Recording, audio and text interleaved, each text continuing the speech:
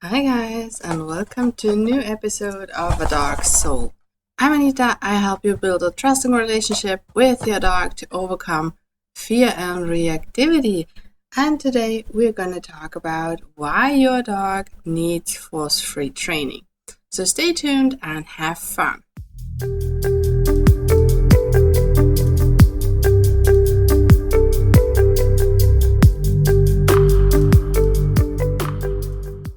Alright, so there are, to be honest, two camps.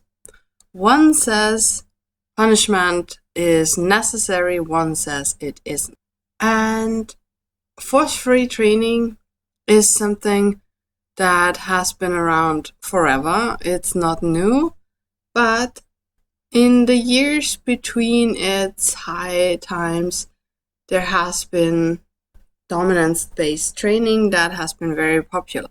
And this is something that hangs around and just won't go away. The sad thing is that it's based on a theory that is not true, and that's a pack theory. And if you want to look that up, just Google it. It's very easy to find, and it's very easy to find why it's just not true. But there are reasons for choosing a really force-free training way, let's call it a way, because it's not a method, it's not one thing, it's a whole lifestyle. It's how you treat your dog every single day. And it starts with putting on a harness to go for the first walk, to passing by other dogs, to leash skills, to tricks, whatever you want your dog to know or need your dog to know, like a hand touch or a sit or whatever. It goes to nose work, it goes to anti-fear training, it goes to training with predatory behavior, it goes to everywhere. And it is a decision you have to make for your dog. And some people will always tell you that it is necessary to set boundaries and therefore use punishment, like block your dog physically from doing something, telling him no, putting him in a crate and closing it, and stuff like that. Don't get me wrong, a crate can be a wonderful tool for implementing a relaxation zone, but it has to stay open and it has to be trained. So you see, things can be both and methods can be both. For example, if you want to use the look at that game, so you train your dog to just look at another dog and then look at you, and you provide him with a way out. It's a wonderful training technique for reactivity, leash reactivity, and it can be used for so many things, but it's become very popular with leash reactivity. And if you want to work force-free, you have to stay in a distance where your dog is comfortable with the training. And if you don't want to work force-free and still use this technique, you go way too close until your dog is almost exploding, and then you turn away. But then the stimulus is too much for your dog, to be honest, and it's not comfortable. So you see, there are things that can be both, but some things are just punishment and are not used in a force-free relationship.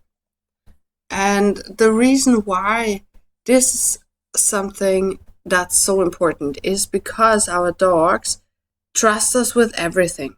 It's like the relationship between a mother and a child. And if you have experienced some kind of violence in your home as a child, like I have, then you know how stressful this life is, because you cannot trust the person that is responsible for you. And you are completely dependent on that person, but you will never know when that person will hurt you. Because punishment is something that is so hard to work with, and the timing has to be exactly right to really make the connection with whatever you don't want your dog to do.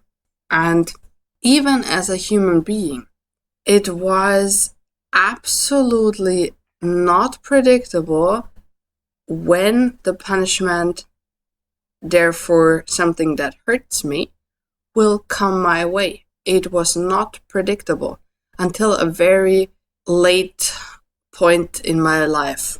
And growing up that way was very stressful, and I didn't realize that. I only realized that when I was away from home, because then the stress was gone.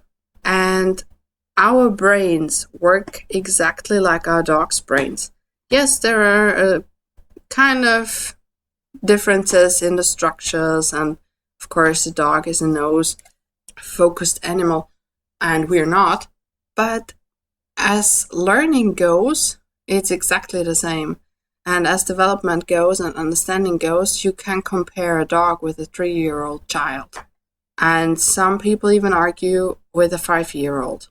So you would not expect a 3-year-old child to behave perfectly and punish it when it does something wrong. And with dogs, it's completely okay because we just think that they can be understanding like an adult human being. And that's just not the case. It's not. And it's not necessary. We know that. We know that our dogs understand boundaries and limitations and rules perfectly fine with positive training. So if we introduce our dogs to these rules and boundaries and things like that in a nice way. And yes, sometimes that's a little tricky and you have to be very creative and you have to find something that's motivating for your dog. But isn't that worth it? Let's be honest. Isn't it worth it to just put a little more effort in it so our dogs can be happy and feel secure with us? And I know you care about your dog's feelings, otherwise you wouldn't be here. So if you want a trusting relationship with your dog, and if you are really up to putting in the effort and thinking about your dog's feeling and want your dog to trust you and to feel secure in his own home, then you have to work force-free. There is no other way. And yes, people will argue with you that it's not possible to train your dog that way and still have a dog that is participating and reliable. But that's not true.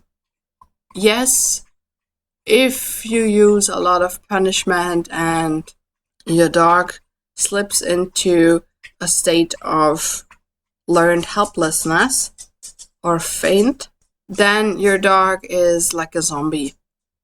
He won't question you. He won't do anything that isn't absolutely necessary. So like breathing and peeing and pooping and stuff like that. But every other behavior he will try to avoid because he doesn't know when he gets punished for something. But that's not the way you want your dog to feel. That's not something you want your dog to do or to act like, because you don't want a zombie, you want a dog.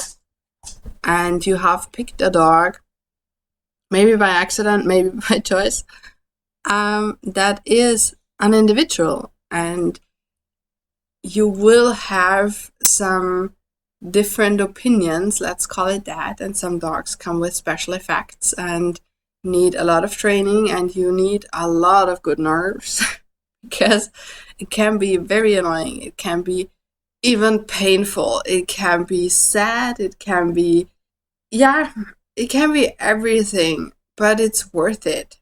The thing is, if you just stop a behavior by putting so much pressure on your dog that he will stop, but you do not address underlying issues and reasons why your dog's acting like that, it's not long lasting, it's not sustainable, and your dog will slip back into that behavior and it will get worse. And those are all reasons. You have to really put the effort in. And if you need help with that, contact me, write me an email. I love to help people who want to go this way and haven't done so in the past. I won't judge anybody, and no good trainer does. And sometimes we need help, and that's absolutely fine. And if you don't need help and you can do it all on your own, perfect. Then you have incredible skills. So there is really no reason not to start, and there is really no reason to go any other way. And if you have any questions about it, and if you're not sure if that is something you can do with your dog's problem behavior because it's so extreme, or because it scares you, or because I don't know, then ask me. Write me an email, and if I don't know, I will refer you to somebody who does. But you have to be courageous. You have to be brave enough to get this whole thing started and to dive in and just make the decision. It's a good one, I promise you. So this is something I really wanted to share. And if you think my voice is a little funny, it's because I have been coughing for 2 weeks and it's getting annoying. But unfortunately, we cannot train a cold. But we can train our dogs. So this is something really amazing.